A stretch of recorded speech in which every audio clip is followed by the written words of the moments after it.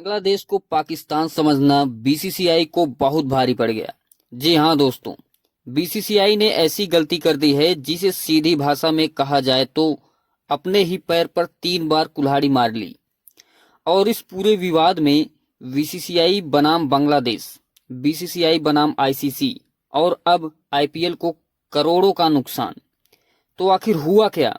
IPL आपको एक एक करके समझाते हैं। पहली कुल्हाड़ी आईपीएल ऑक्शन में सबसे बड़ी चूक।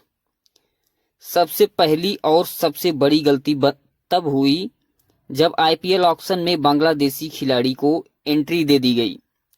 अब सवाल यह है, अगर बांग्लादेश से पहले ही रिश्ते बिगड़े हुए थे, अगर माहौल संवेदनशील था, तो फिर ऑक्शन में उस खिलाड़ी को आने ही क्यों दिया गया?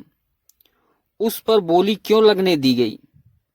यहीं पर बीसीसीआई पहली बार अपने पैर पर कुल्हाड़ी मार चुकी थी।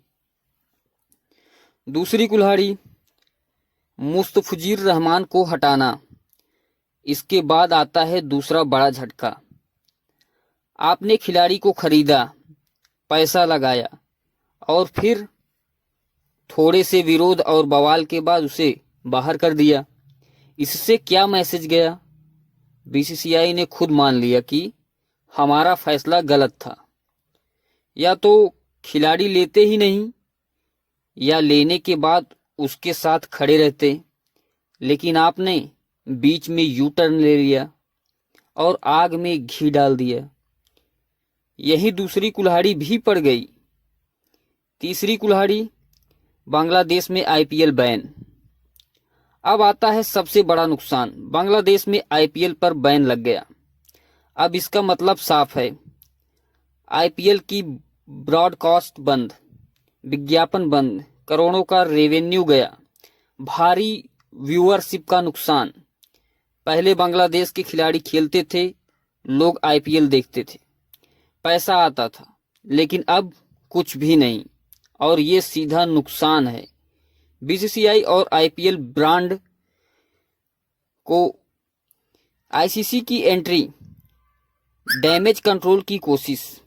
अब आईसीसी बीच में आकर कह रही है, हम मामला सुलझाने की कोशिश करेंगे।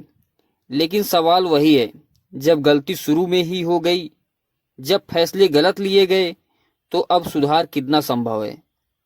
निष्कर्ष दोस्तों, बांग्लादेश को पाकिस्तान समझना बीसीसीआई की सबसे बड़ी गलतफहमी साबित हुई। पाकिस्तान के मामले में दबाव काम कर गया, मैच बाहर हो गए, लेकिन बांग्लादेश